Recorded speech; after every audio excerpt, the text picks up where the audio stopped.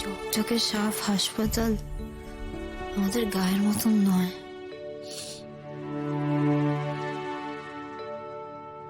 কোনো গন্ধও নেই। আচ্ছা, আমাকে আর কতক্ষণ এখানে শুয়ে থাকতে হবে?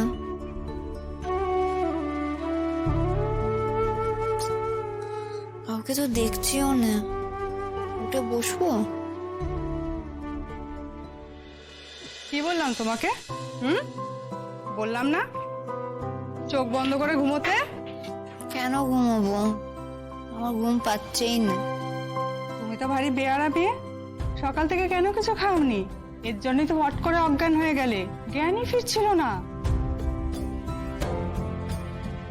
সকাল থেকে আজ এত কাজ ছিল, খাওয়ার কথা মনেই ছিল না।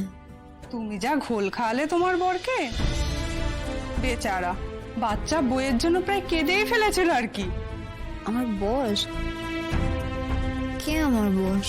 আমার বর তো এখানে নেই কো। সে কি? ওই যে লম্বা মতো ফর্সা মতো ভদ্রলোক, উনি তোমার হাজবেন্ড না?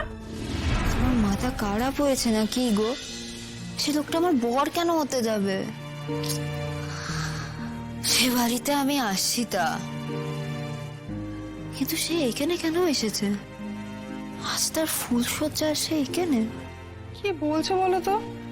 উনি তোমার কেউ হন না? না গো না, বললুম তো। তোমার মাথায় কিছু ঢোকে না নাকি?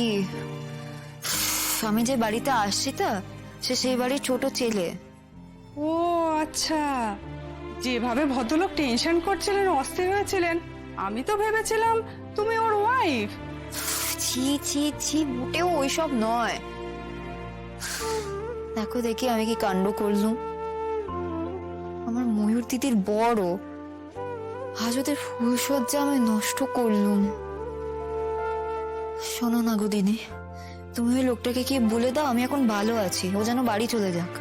উনি তো তোমার সাথে একবার দেখা না করে যাবেন বলে মনে হয় না। তুমি আমাকে কখন ছাড়বে গো?